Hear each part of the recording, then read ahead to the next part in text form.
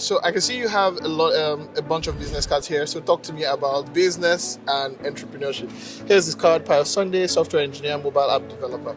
So Okay, so I am a master's student in software engineering. I did my bachelor's in pure computer science here in Algeria, of course.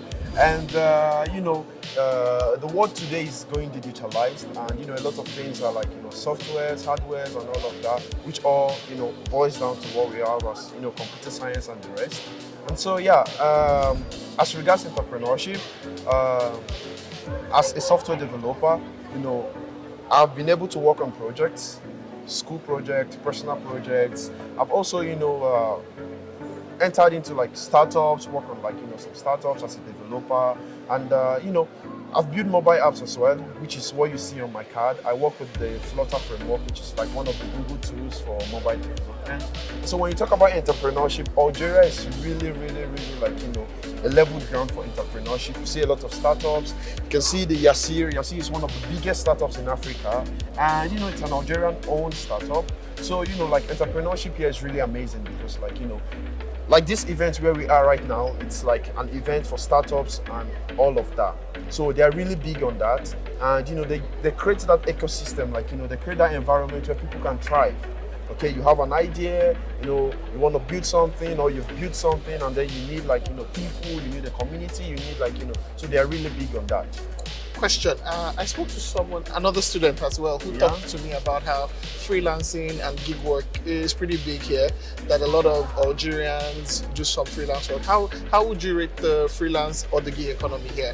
And how easy would you say it is for people to get gig work here? Okay, so like the freelance here is really amazing because they are really, really like close to Europe. And so some of the time most of the freelance work, they want to like people that are in Europe and all of that. But here it's amazing, it's really, really good and it's coming up. But the problem, okay, with freelancing here is the problem of cash, cards.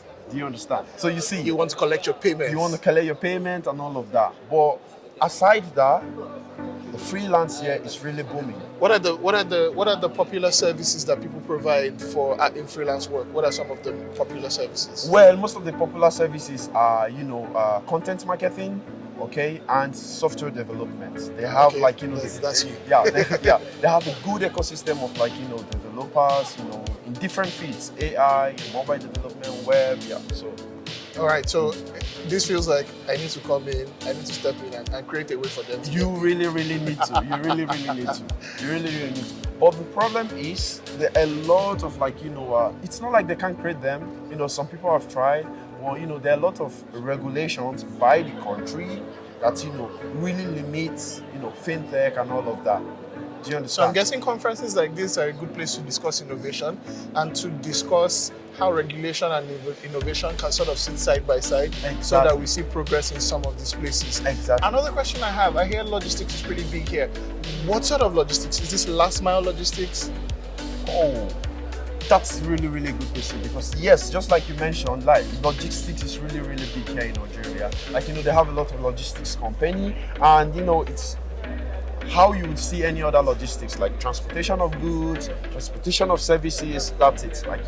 So it's really, really big here in Nigeria. So people are moving things around. Would you say these logistics companies, are they for businesses? Are they for customers like you and I, individual customers? Are they moving things from, let's say, my house to your house? Or just, is it businesses moving their things around? So we have the B2Bs and we have the B2Cs. Okay, business to customer, business to business. Okay, so they have those types of logistics. So for example, Yassi, just like I told you, B2C? it's like B2C and B2B as well. Because aside being a startup for transportation and stuff like the Ubers and all of that, they also introduce what we call Yassil market or Yassil food, where you can order food and Yassil will transport it to you and all of that.